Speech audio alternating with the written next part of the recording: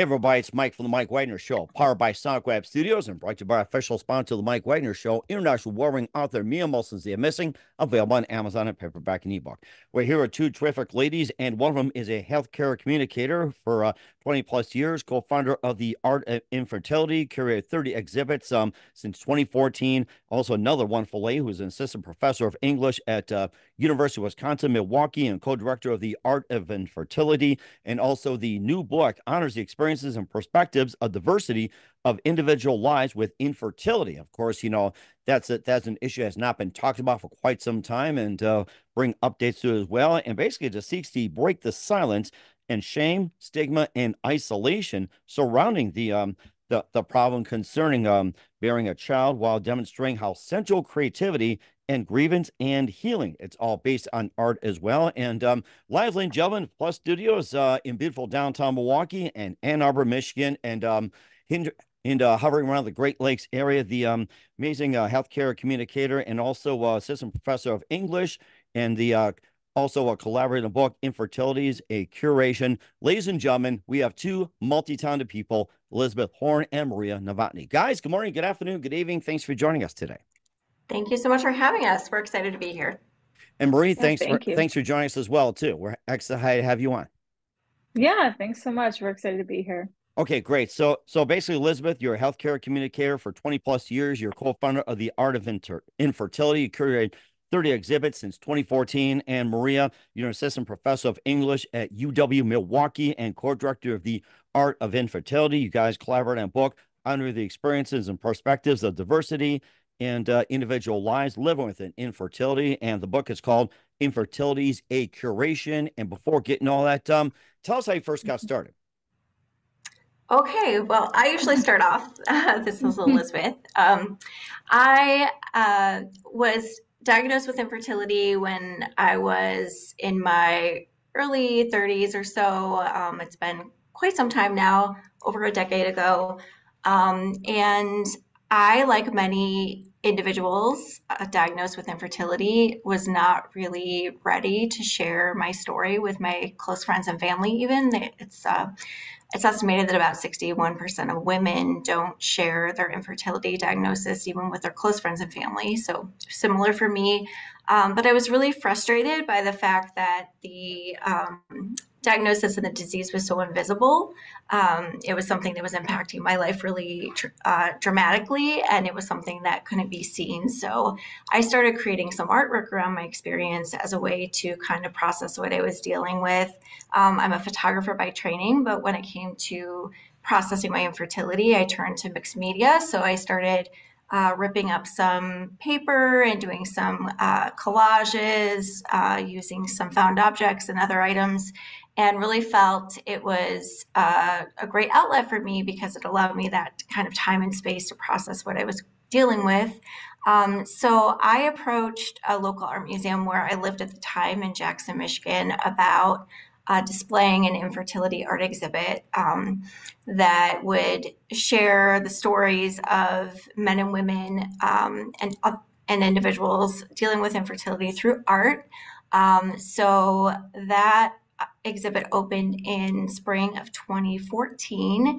And I was really surprised. I guess I maybe shouldn't have been, but surprised by the way that people were using the exhibit, whether they participated as an artist or not, to bring their friends and family and share the experience with infertility through the exhibit. So it was a lot easier, I guess, in many cases to share those feelings and those issues through art and through something that you can have a conversation around, rather than doing that, across an awkward dinner table or over a cup of coffee. And I was interested in bringing it to other communities, but I didn't really know quite how I was going to do that. And shortly after that exhibit opened, I traveled to Washington, D.C. for Resolve, the National Infertility Association's Advocacy Day, where I met Maria. Maria and I were both running Resolve peer-led support groups at the time in the state of Michigan and different areas of the state. But we met and we connected on the fact that we were both using art, and in Maria's case, creative writing, as a way to process our infertility. So I'll let Maria share a little bit about what she was doing at that time. That's really interesting. And was it one precise moment that simply influenced you into what you're doing?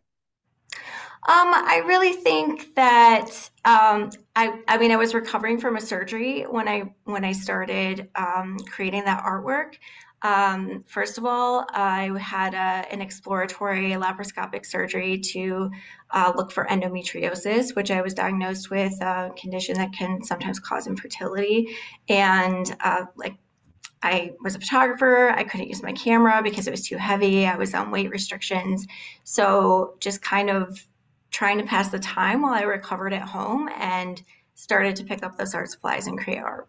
That's interesting. And who are some of your favorite artists that inspired you? Ooh, that's a great question. I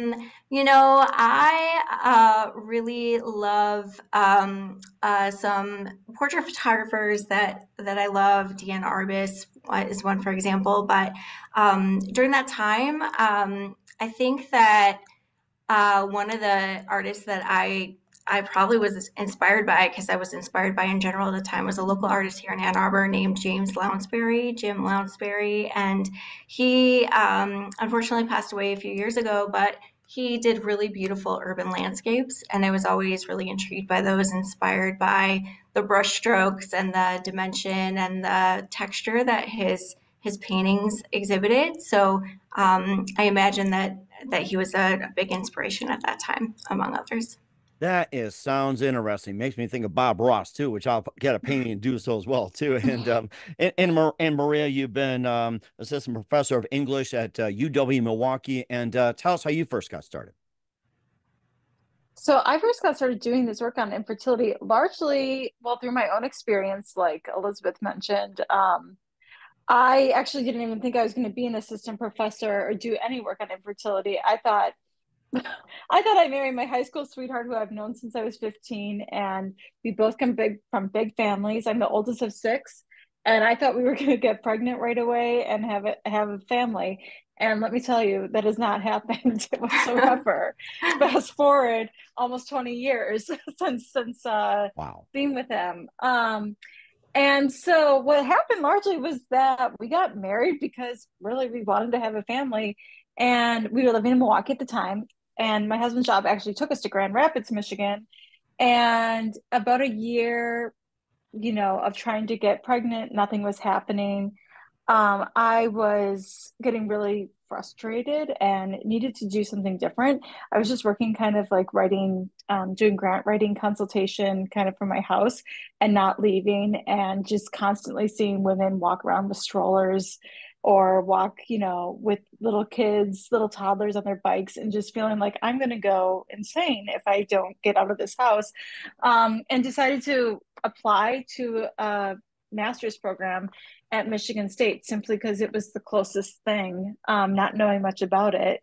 And lo and behold, through that process, I took a class that was basically on queer rhetorics, and I started to really find connections between how I was feeling in my own body, this, female body that felt like, why can't I get pregnant? Why can't it do the thing that I thought it should do? So I started making these connections and thought maybe I actually want to stick in this program and do my PhD. And maybe I actually want to do it on things about infertility, not knowing exactly what I was going to write about. English, infertility, those things don't always go together. Mm. But at the time, right, I had met Elizabeth, like she mentioned, in Washington, D.C., and she had told me about how she was curating this first exhibit that basically featured a lot of multimodal pieces of art that patients had created, basically telling their stories about infertility. And I thought that was really interesting, so I went actually to see the first exhibit right before it closed, and I was like, my jaw dropped, and it just was a light bulb moment where I thought, you know what, this is actually, there's something happening here. There's a lot of work where, when you're going through infertility, you can't tell necessarily that that person or that couple's dealing with it. But Elizabeth, through the artwork, was making all that visible and making visible the physicalness of it, the financial barriers, the emotional barriers, the mental barriers. And I it just kind of dawned on me, like, let's do something and let's research a little bit, basically how men and women are telling their infertility stories or using creative practices like art or writing to basically showcase and tell people, like Elizabeth said, it's so hard to even like tell your mom or your dad, hey, guess what? We actually are having a lot of trouble getting pregnant. It's a very difficult thing to utter those words for the first time. And in our book, we even say, like, not many people actually even disclose, right? Like that you're going through infertility. So that's what happened essentially is I met Elizabeth and I was in this program where they thought, oh yeah, this seems really important. We can support community engaged work. And we just started meeting consistently and kind of developing the project from when Elizabeth first launched it in this one little exhibit into this traveling larger art exhibit that eventually then we made into a book. That is rather interesting. I really like that. And was it one precise moment that simply influenced you into what you're doing, especially for the rest of your career? Well, I think really meeting Elizabeth and seeing that artwork really was, if I did not do that, I actually don't know what I would be doing at this exact moment.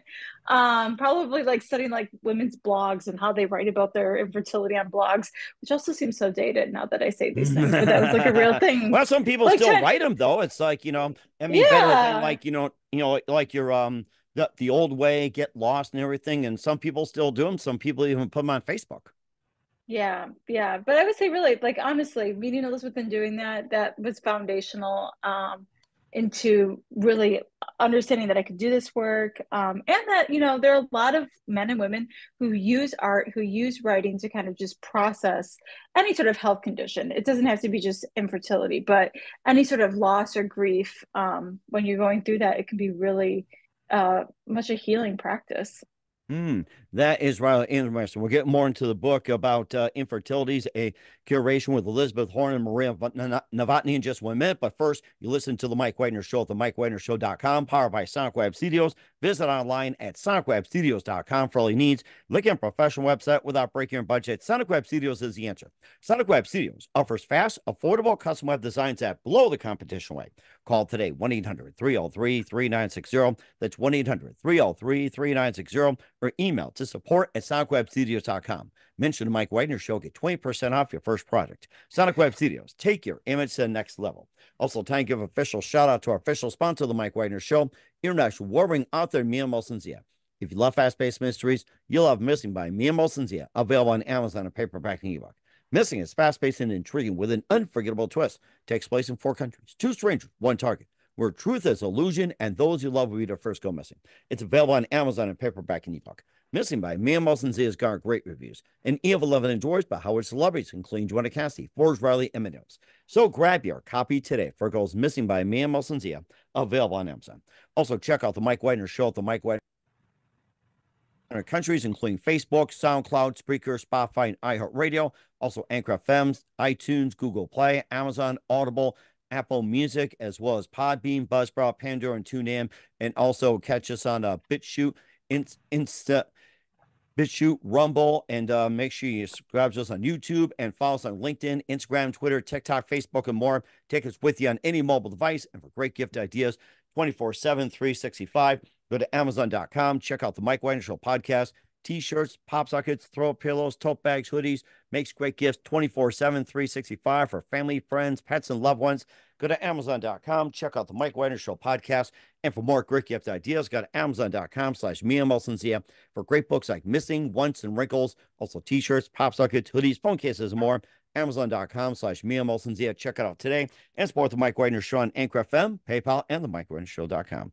We're here with 2 amazing ladies collaborating in a book, Infertilities-A Curation, Elizabeth Horn and Maria Novotny here on the Mike Wagner Show, and talk a little bit about the book and maybe just more about the book and about basically just using art on our experiences and perspectives and everything else, and breaking through the silence. That is the most important thing of all the subject we've covered, like with PTSD and also the pandemic and everything else. The infertility seems like that is the very, very, very least talked about.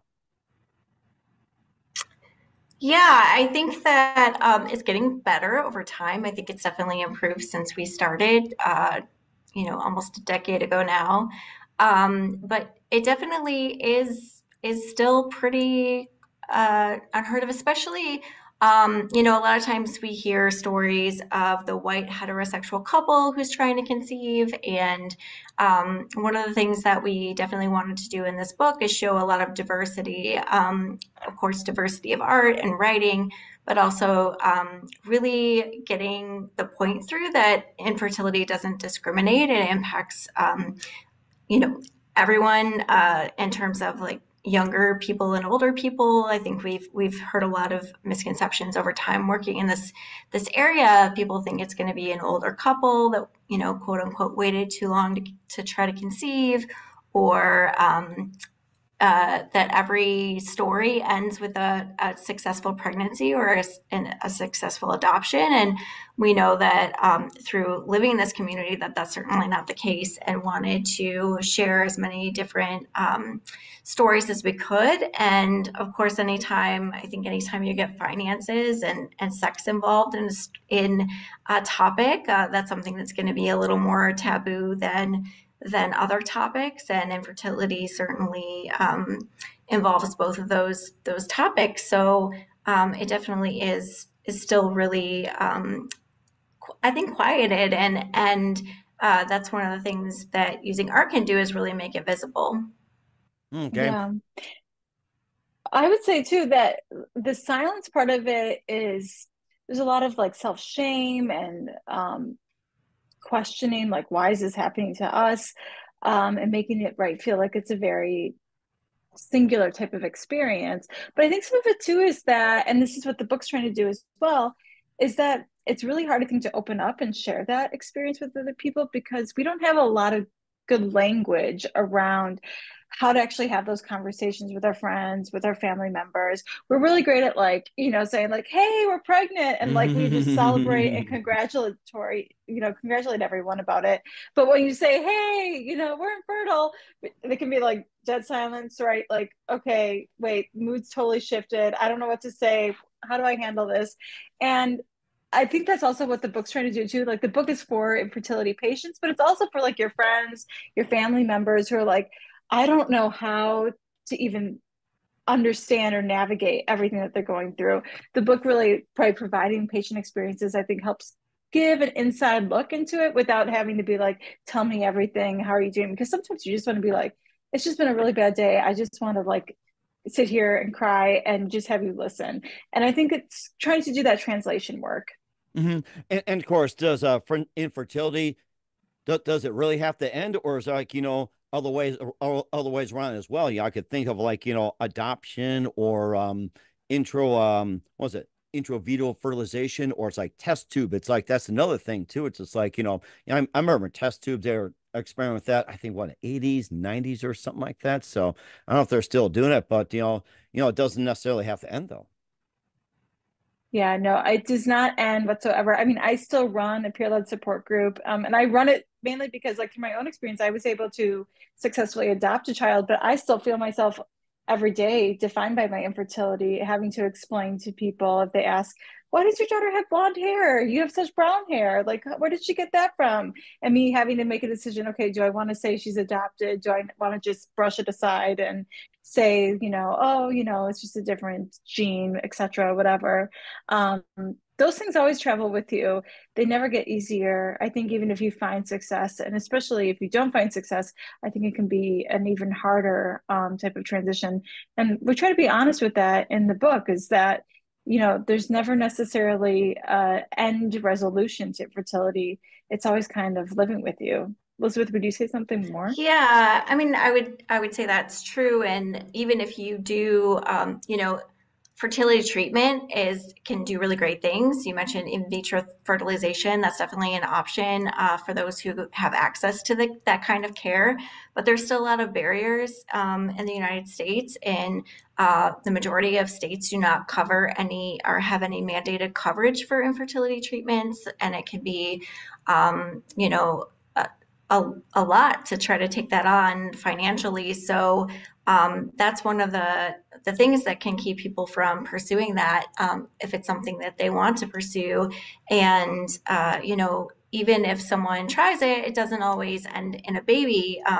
So just kind of making that realization, or trying to spread that word that through the book and through the work we do, that even when you do end up with a baby or a child after infertility, these things stick with you. You know, you face it in different ways. Like Maria mentioned, you know, your kids don't look like you, or you know, are they adopted, and how much of that do you want to disclose, and um, what's that going to look like for you and your family? So it continues on. I kind of thought when I started making art that the artwork would also be a way that I could kind of remember and mark that time in my life when I was dealing with infertility. But it's been, you know, well over 10 years now since I started creating that artwork. And even though I am parenting now, I have stepchildren who I love, and I'm so excited to be able to be parenting these days. There are still a lot of triggers that I'm faced even on a daily basis, dealing with that kind of you know, trauma that you experienced, and also just navigating life as a parent after infertility. And this came to mind as well, too, with all the scientific advances in research and everything, where everything is advanced in terms of healthcare and you know, even like, you know, pregnancy, childbearing, and everything like that. Do you think the advance in technology, do you think that would start decreasing the infertility, or is it still an issue that needs to be tackled, like cost, stress, or anything like that, or even insurance too? It's like everybody ties everything to insurance. And do you think with all the technological advances, do you think the infertility rate would decrease, or would increase, or would just like stay the same? That's a good question. Maria, do you want to take that on? I mean, I have some ideas. I think the infertility rate seems to be continuing to decrease. So there are a lot more options for kind of working around that and building families because technology is advancing. But one of the things that I found difficult was that there are so many ways to access care in terms of, you know, there's in vitro fertilization, there's third party reproduction, in terms of donor egg, donor sperm, donor embryo, surrogacy. There's so many ways that you can build your family. But as I said, just now, not everyone has access to being able to do that. But also there are so many things to try that sometimes it can be difficult to stop, right? So that's one of the things that I really struggled with, was being okay. Like, is it okay that I stop? Are people going to look at me differently or think I didn't want it badly enough if I don't pursue those options? So that was one of the things that I found difficult. Mm-hmm. Yeah. And even with myself, I never actually went through, I made a decision not to do any fertility specific treatment simply because, well, one, the cost, like we just didn't have money for that. Like being 23, we had college debt. We didn't have money for our fertility treatments. Mm-hmm. And I think that is just a really big barrier for a lot of people. Like Elizabeth said, like it's great if you can have access and you can afford certain things, but I know, for instance, like in North Dakota, where you are, like North Dakota is a state where they're trying to put forward legislation um, to ensure that people can have access to fertility coverage. It's an ongoing issue. Even the state of Wisconsin, we don't have that. But a state like Illinois, which borders us, has protections and provides better access to fertility treatment. And so there's a huge barrier in terms of the types of patients that you're seeing, in terms of the types of treatments you can get. And it's a state by state issue. And so if people are interested in learning more, you could really go to Resolve, the National Infertility Association. And that's where they have a lot of information about how is infertility being talked about, being addressed on a state by state basis, Mm. and also provides a lot of information for doing larger federal advocacy work. I think what's so interesting about this is like Elizabeth and I met through there, and we met largely because of this desire to do a lot of federal advocacy to change the federal landscape instead of a state by state basis. But lately, there's been a lot more traction just trying to work on a state by state basis and doing really grassroots types of advocacy. So I would encourage any of your listeners, if they're wanting to know more what's happening in your specific state, just to go to that site, and they'll have a lot of specific information. And what's the website again? It's Resolve, the National Infertility Association. I think it's resolve.org, if I had to guess. Resolve.org. Okay. You mentioned about the states about North Dakota, and I'm glad you did. They're all for family and everything else. You talk about Wisconsin, Illinois, and what about Michigan, Elizabeth State? Yeah, so there are a lot of barriers here in Michigan. We do not have mandated coverage for infertility, and the Michigan Fertility Alliance is doing a lot of really great work now. Specifically, they started out kind of wanting to bring protection for surrogacy or make surrogacy available, because in the state of Michigan, surrogacy is actually illegal in terms of being able to hire someone to carry a child for you. So you have to rely on knowing someone who is willing to just do that for you as a gift, as something that they'll do free of charge, or going to another state. And there are also barriers with individuals who do use surrogacy in Michigan. Many times, depending on the county, actually have to go and legally adopt their biological children, their genetic children. So the Michigan Fertility Alliance started out kind of wanting to fix that, but realized that it's a much bigger issue, that there's a lot of protection in general needed around fertility and reproductive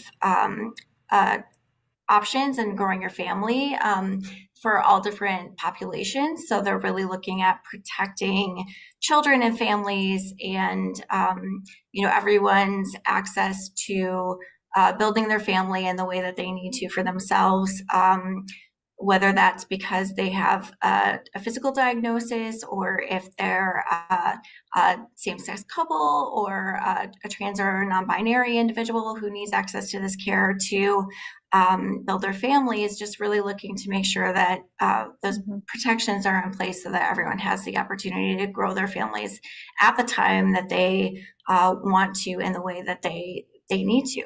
Okay. Go ahead. I'm sorry, Maria. I was just saying, if you think about surrogacy, people might say like, oh, what I mean? Like that seems like such an elective thing. Like that's what, Hollywood stars are using.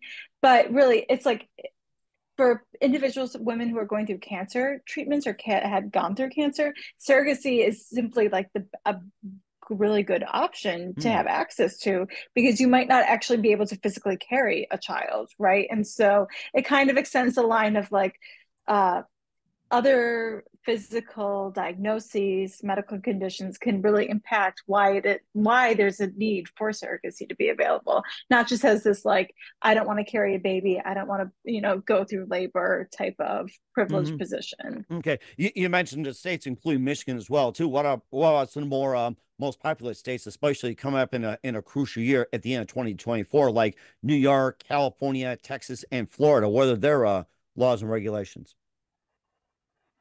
I think New York is always a leader in terms of having good access. California, I'm not totally sure where they're at.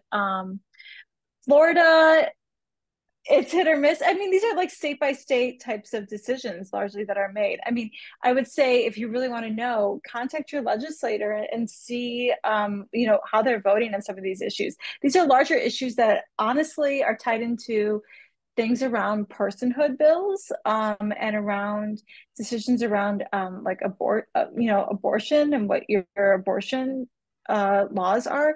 Simply because if you think about it, if you are diagnosed with infertility or experiencing infertility because you've had multiple different miscarriages and are high risk, it can be a very difficult decision to decide that you're going to want to go through another pregnancy, whether that's through in vitro fertilization or something else, knowing that you have a high risk of possibly not sustaining that pregnancy. And so it can be really difficult if you live in a state like Texas, for instance, right, that has really strict abortion laws. So if you make it through past 6 weeks and then suddenly, right, you're at 20 weeks and the doctor said there's no heartbeat and you can't actually access any sort of, miscarrying DNC services, it can be a real issue. So that's why infertility is not so cut and dry, and it really depends upon what your state laws are in terms of how you're making these decisions. That it's not just an abortion issue; it's really about healthcare and how women can access their healthcare, and what states are kind of providing the best rights. I mean, we saw an example of that with someone like Kate Cox, for instance, in Texas. Like those are real issues impacting real people, and it's people who want to have families. It's not people who don't want to have children. You also mentioned some of the families as well too. How about some of the families in your book as well too? Infertilities-A Curation. There's artwork from families and individuals and everything. Maybe you can highlight just a few of those, and especially what state they're from too. Since we're on that subject, I'm glad I mentioned about North Dakota, and that just made me go off on a light bulb as well too, and what they're doing. So maybe you can just go over that book and show it to everybody, and maybe just highlight a few, where they're from, what state, and everything, and talk about the artwork. It's like I love to see the book. Go ahead, Elizabeth. Oh, I was, we have people from a variety of states around the U.S., but it's not just individuals in the U.S. either. We have individuals from the U.K., Israel. There are people from various locations, and I think some of that that information, or those barriers and those experiences around access to care, definitely come out through the stories, and just having the access, especially for those stories of individuals in the book who are LGBTQ, IA plus, or IA, who have access or need access to a sperm or an egg, who sometimes are mistaken in waiting rooms or in exam rooms as mother and daughter, for example, instead of a couple who's there to achieve a pregnancy together. We have those stories. Maria, I don't know if you have any specific stories from any specific states that you want to share, but definitely really runs a really large range of experiences, some based on location, but really just, infertility is kind of a universal experience, and that people all over the world experience it. And sometimes, the access you have to the care based on where you are, or even, Black women and Hispanic women, for example, experience higher rates of infertility. In some cases, from fibroids that are in the uterus that can impact fertility, and don't always have access to care, maybe not as comfortable going, especially if they've had a history of not having providers listen to them and care for them in the way that they should be cared for. That can be a big barrier to seeking care even. So those stories are definitely shared through the book. You mentioned about the races as well too, like with the Hispanic community and the African American as well. What about the mixed races, and especially like say Asian American, Asian African, or even say Hispanic American? What about the mixed races? And it doesn't discriminate. So it does, everyone experiences it. It doesn't matter race, socioeconomic background. There are so many situations that people can be in, and have different access to care, and it can be really difficult, for example, for men and women who need access to a sperm donor or an egg donor, or a donor embryo, because there aren't as many people of color who are donating their eggs or sperm. And that can be really a big barrier if you want to have a child who shares is the same race as you, to have access to those options.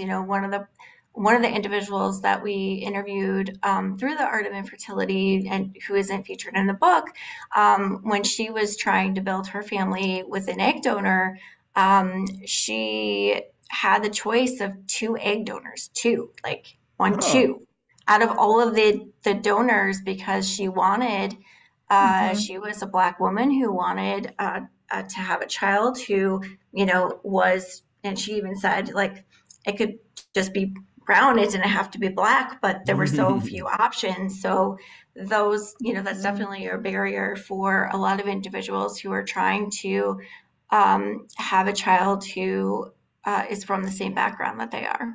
I thought she's trying for a basketball football player, so No, I don't think she was concerned about that. She just I'm wanted a kidding. baby. Yeah. Yeah. Yeah. We got that. And of course, Maria, maybe you could highlight, just one or two stories from the book as well, too. Even some artwork if you guys have the book available to show. Yeah, I think what's unique also about our book is that it also provides perspectives from men, because often there's just for infertility is often just portrayed from a female context, which I think makes sense because a lot of times if you're going to go through in vitro fertilization, it's just a more physically invasive process for women versus men. But it can also be, I think, data shows that it can be even like an increased sense of silencing shame and stigma for men who we talk about in the introduction, this idea of like, pulling the goalie and fulfilling, these masculine types of identities, right? Where we're kind of glorifying the idea that you knock somebody up. Mm-hmm. So we have some pictures like that, for instance. This is one that was taken by Ryan Ferrante, um, which we can kind of see. Oh But my it's simply gosh. just a Wow. photo of his wife when their child was being born and simply being able to capture, I believe it's titled Until Her Last Breath, This First Breath.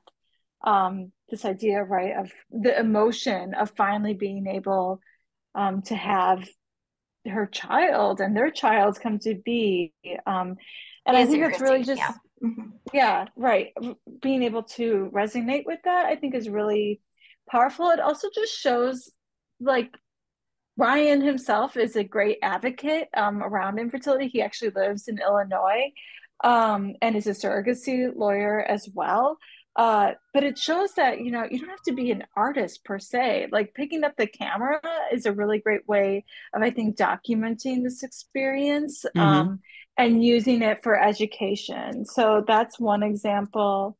Um, this is an example from another guy. It's 3D, so it's not going to show as well.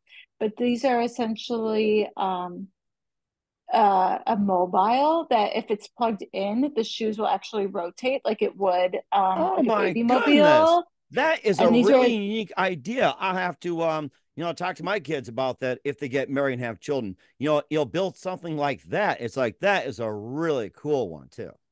yeah, yeah. So it's kind of neat because they talk a little bit about how they're an engineer and, wanted to design that, but it's also just a repurposing, like you said, of your own baby clothes, right? I know Elizabeth has like this little bin I know that her mom gave her of baby clothes that perhaps she can repurpose. It's made me think about that as well. But again, it's another way to kind of incorporate your own experiences as a child into your desire to become a parent as well. So those are really, I think, two just different examples that again make the art a little bit more accessible to men who are going through it. Hmm. That is rather interesting. And more on the book, Infertilities-A Curation with Elizabeth Horn and Maria Novotny. We'll find out more in just 1 minute. You listen to The Mike Wagner Show at themikewagnershow.com, powered by SoundWeb Studios, and brought to you by official sponsor of The Mike Wagner Show, international warring author Mia Molson Missing. We'll be back with the authors of Infertilities-A Curation, Elizabeth Horn and Maria Novotny, after this time. We're back with Elizabeth Horn and Maria Novotny of Infertilities-A Curation here on the Mike Wagner Show. And, just a couple of things. What do you want readers to get from the book? Go Ahead, Maria. Go I ahead. mean, there's a lot of different things. I think for me, the way that the book is structured, there's three different sections. So there's a 1, 2, 3. We don't have titles for it. There aren't really chapters. They're just sections, and we intentionally did that to kind of pair different parts of the journey together. When you're first going through infertility, I think it's really hard to even foresee that there's going to be multiple different iterations of how infertility continues to live on in your life. This book, I think, does a real testament for people who are, really struggling to see what would my ending look like, because it can be really dark at the beginning stages. But it also offers for those who have kind of gone through the journey and made their own peace, their own resolution with their infertility, whether that's having a child, not having a child, whether that's them deciding that maybe they are going to use a donor embryo, something that maybe they didn't necessarily think that they were going to use before. It provides different versions of what success is, because we really want people to understand that success isn't necessarily having this take-home baby, and that's okay. That's a success too if you come to a certain joint decision where you both feel happy with what it means, right, to live as an infertile person or an infertile couple. And we want more stories like that, because we just don't think it's a justice to just continue perpetuating ideas, right, that you have to have a baby in order to kind of cure yourself of infertility. That's simply just not the reality for a lot of people, and we try to give a lot of voice to that. Okay, Elizabeth. Yeah. Yeah, and I would say too that, that's one of the things that was so important to me about art, is that, I couldn't create a baby, but I could create this artwork that had the ability to tell my story and share my story with others and advocate for better coverage and better access to care for individuals and couples and families dealing with infertility. And, we share the stories too of single parents by choice in this book. And that's, another area we don't think of is single parents by choice who are faced with infertility. Robin Silberglide, who is our other co-editor in the book, it comes from their perspective in her stories, and there are other stories as well of individuals who are single parents by choice, who maybe first had a diagnosis of infertility socially, just as like a single man or a single woman who was dealing with infertility, but later need access to care, also because they find out they have physical barriers, or maybe not. Maybe it's just that they need access to sperm or egg or womb, but really sharing those stories of diverse experiences and seeing the overlap, but also the nuances. I think that's something that the artwork can do, that and the stories, but just really is able to interpret in a way that other mediums sometimes can't. And Maria touched on it earlier, but just that this book is for everyone. It's not just for people who are dealing with infertility, but friends and family, healthcare providers, legislators, anyone who is interested in learning about someone who's maybe having a different experience than they are, and really finding a way to learn about that and know how to handle it when they're faced with it, so that they can help those who are dealing with it and help their friends and family through that experience. Okay, and where can we find the book at? The book is available pretty much everywhere at this point, which is great. We definitely recommend that people check out their local bookstore if they have a favorite bookstore in their area that they want to try out. It's of course available on Amazon. It's available on bookshop.org. Am I saying that right? But just it's available through our publisher, Wayne State University Press, as well. So pretty much if you search up Infertility-A Curation, hopefully you'll find a way to find it, and or your local library. All right, well, certainly check those out. Once again, we're with authors of the book Infertilities-A Curation, Elizabeth Horn and Maria Novotny here on the Mike Wagner Show. Just a couple more things. What else can we expect from you guys in 2024 and beyond? Ooh.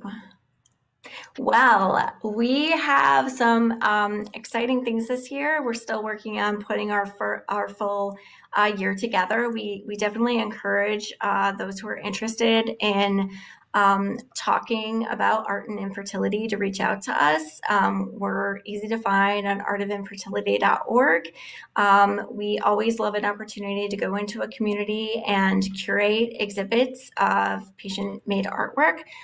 So I know Maria and Robin are going to be at the Association of Writers and Writing Programs conference coming up, but that's very soon. I don't know if it might be over by the time this airs.